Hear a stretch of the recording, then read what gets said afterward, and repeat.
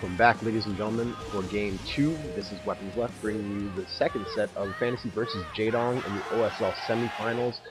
This is going to be played on Outsider, which is a dominant Zerg map, or at least becoming a dominant Zerg map. Though Fantasy has played quite well on this map in the past, and Jaedong actually, for a Zerg player, has not found that much success on this map. So really, despite the edge that typically you have to give to Zerg players, Fantasy is very much in this game, just given the fact that he is playing such great quality StarCraft, and that Jaedong is having such a difficult time handling him. So here we are. It looks like we're going to have Jaedong as a Teal Zerg at the 9 o'clock position. Fantasy will be our yellow Terran player at the 5 o'clock position. Fantasy does have a 1-game-to-nothing lead in this series, so really this is becoming a must-win style situation for Jaedong. On a map that he's supposed to win, it would really be detrimental to his chances of winning the series if he were not to come away with a win on Outsider. So hopefully we'll see basically the best StarCraft that Jaedong has to offer, his best build, his best everything, as this is really becoming a make-or-break situation for him. It looks like we're going to have standard opening from both players, a no proxy style strategy from Fantasy. And it looks like Jaedong is actually going for an overpool build, it looks like here, based upon the timing that we're seeing in the drone count. So we'll see what he decides to go with, whether he goes for an overpool build, whether he goes for a 12 hatch. That has yet to be seen. Some pretty sweet fan art there. I'd have to give them credit for that. Hopefully we will see Ace Jaedong in the form as glorious as that picture. Wall-in, or non-traditional wall-in going in for Fantasy. Fantasy always pushing the limits with his wall-ins. Always likes to do non-traditional things, likes to be creative. And there's the hatchery actually. So I believe we're going to see a 12 hatch opening from Jaedong. Which appears to be safe, given the build that we're going to see out of Fantasy. Jaedong, in the process of scouting in the wrong direction with Overlord, but is going to find Fantasy with his drone that he's sending out here. So he is going to spot this barracks. He's going to walk right through that opening that Fantasy could have sealed off with a more traditional wall-in, which is always what bothers me about his play with these kind of ugly wall-ins that he likes to do. But anyway, that's a point for another day. Using the SCV well on the ramp to try and block that drone, which has given up its position inside his base. However, that drone is going to make it back in, and we have gas as well as spawning pool going down for Jaedong. So now the factory coming in, that's going to go ahead and fully block off the ramp. Marine comes out for additional protection, so Fantasy now in a position where he will be able to seal off his base to Jaedong's probing eyes. And now Jaedong going ahead and actively mining gas. And I would have to give him a strong economic advantage so far in this game. He's not going to see any type of real repercussions for his early expand. In the meantime, it looks like Fantasy has arrived with his SCV, sees what Jaedong has managed to construct thus far, knows that he is in a position really where he's going to need to put some pressure on Jaedong's economy, much like he did in the last game on Heartbreak Ridge, in order to try and get himself back into this game. However, at this point, the Fantasy's factory is about to finish, meaning that his first vulture will be on the way, and Jaedong will more than likely need to go ahead and construct some defense in the form of a sunken colony to try and keep him from causing any real damage to him. However, the machine shop going down on that factory, so going to skip that first vulture and more than likely sending out an SCV off to that area. Might be going for a command center. No, it says for a supply depot, so never mind, but he's going for a starport. So Fantasy, as usual, showing us a little bit of variation in his build, a little bit of creativity. We'd be curious to see whether or not he's going for some Wraith play here.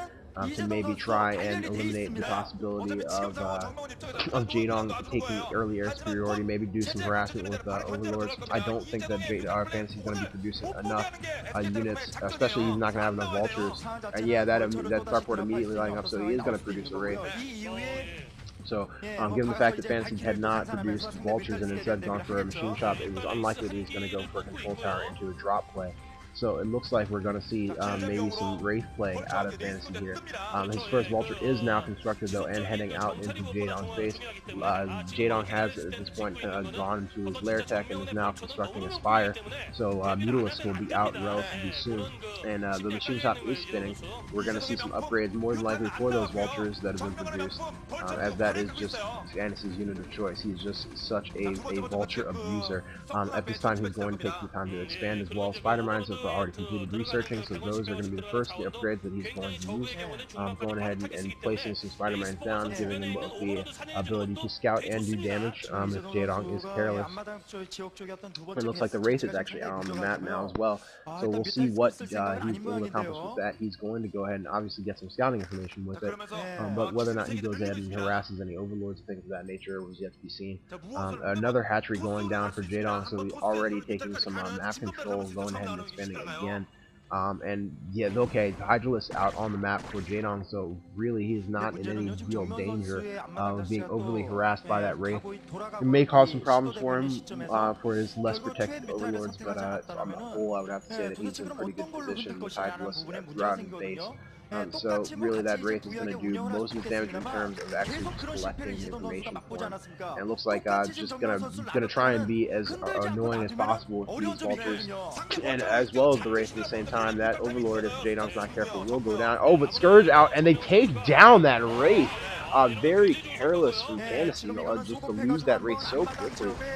And that just eliminates all of the purpose that he had really for that unit. And at this point, it looks like he's trying to construct some defense in the form of a light spider wall mine field in front of the his natural expansion, trying to lay these Hydralisks that Jaedong is producing. Jaedong with a sizable group of Hydralisks is going to be able to do plenty of damage, but in a little mini standoff here, that spider mine is going to be activated, but Jaedong with some nice micro, able to take that out without losing any of his Hydras. And basically Jaedong is trying to push forward here, but he's waiting for his Overlord, knowing there are spider mines on the field. Fantasy basically has bought himself enough time possibly to get up his defenses. He's already produced a tank, but if he can get some siege mode and hold that bunker, he's not going to be in any danger from these Hydralisks.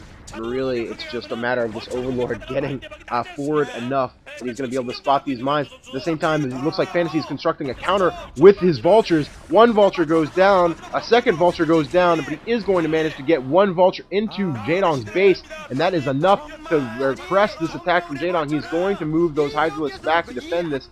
A drone goes down to Fantasy's Vulture. Very, very intelligent play by Fantasy. A nice little mini surround there with drones, actually, by Jaedong, trying to get a little bit of offense out as he loses additional drones. So really, Jaedong losing quite a few units to these drones, or trying a few drones to this Vulture, and that's really just been the signature play of Fantasy, just doing so much with so little, especially if it's a Vulture. And he might get another Vulture. He did not get another drone kill. But Jaedong in the meantime has already expanded to that double gas location, and really as Fantasy did manage to delay Jaedong somewhat by removing him from his front door, Jaedong is really in a position where he is running away with the economic advantage, and especially when that double gas expansion, if it goes unheeded by Fantasy, Jaedong is just going to be in a position to just do literally whatever he wants in this game. And that is just not, that is really what just makes this game, or what makes this map so dangerous from the perspective of any race that's trying to play against Zerg. Once you give Zerg the ability to just expand and expand and expand and just create such an economic juggernaut, you really have a hard time trying to keep up with their production and trying to keep up with their unit count, and trying to keep up with the vast armies that they're going to be able to just send against you after swath after swath.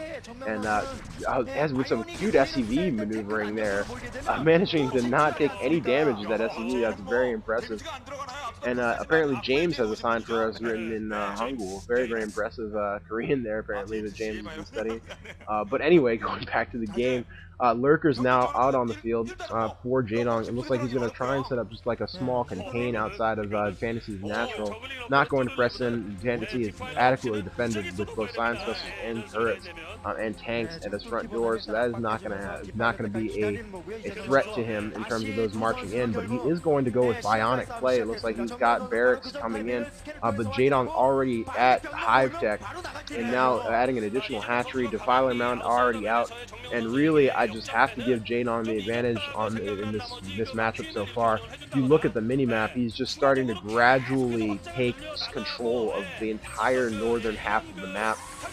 whereas Fantasy is just so focused in his own base and his own natural, and is just has not established any real map presence whatsoever compared to the vast amount of presence that it seems like Jaedong has been able to establish in this time.